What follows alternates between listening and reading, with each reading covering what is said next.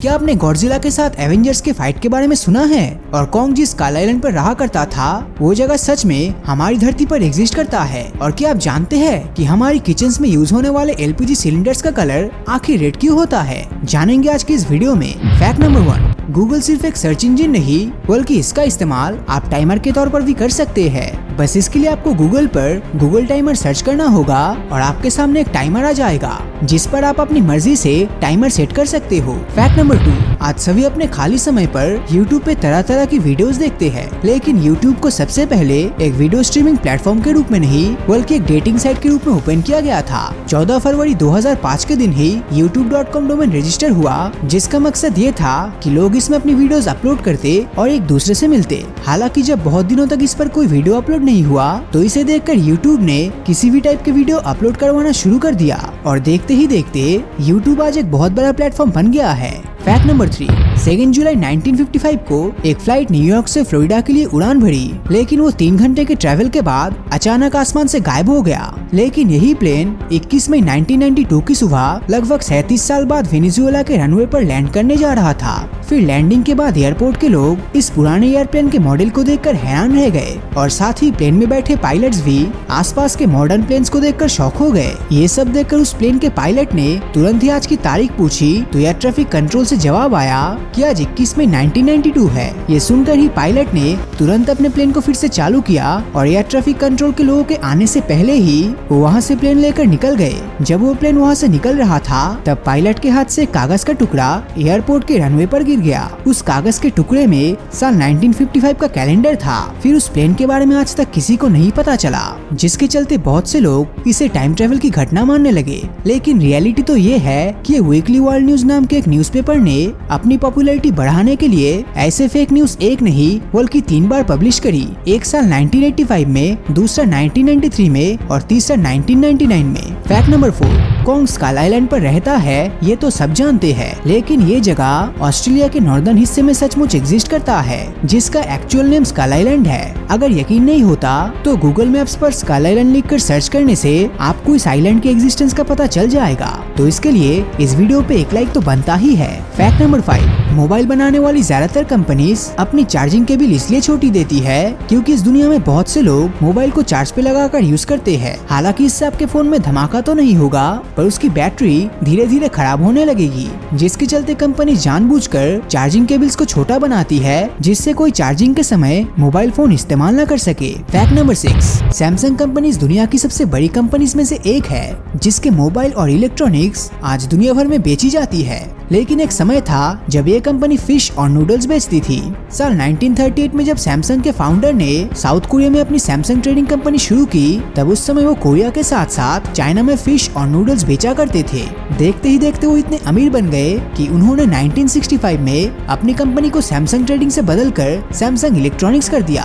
Fact number 7, Superman fame Henry Cavill एक बार जब mission impossible की शूटिंग कर रहे थे तब वार्नर ब्रॉस ने जस्टिस लीग मूवी के लिए उनके कुछ सीन्स रिप्लेस करने का डिसीजन लिया। इन सीन्स की शूटिंग के लिए हेनरी को अपनी मूछें हटानी थी, पर पैरामाउंट स्टूडियोज ने उन्हें ऐसा करने से मना कर दिया, जिसके बाद वार्नर ब्रॉस ने स्पेशल इफेक्ट की मदद से उनकी मूछ को हटाया, जिसमें करीब 190 करोड़ रुपए का खर्चा हुआ। हालांकि स्पेशल इफेक्ट्स डालने के बाद भी उनके चेहरे पर ब्लर साफ तौर पे दिख रहा था और शायद यही वजह थी कि जस्टिस लीग डीसी की अब तक की सबसे लो अर्निंग मूवी बनी थी। फैक्ट नंबर 8, एवेंजर्स के साथ गॉडजिला का फाइट होना सुनने में भी बहुत अजीब लगता है, लेकिन साल 1977 से 79 तक मार्वल ने 24 इशू कॉमिक बुक सीरीज बनाया था जिसमें गॉडजिला ने एवेंजर्स और फैंटास्टिक फोर के साथ लड़ा था। यहाँ तक गॉडजिला के साथ बैटमैन की भी एक मूवी बनने वाली थी जो बाद में कैंसिल हो गई।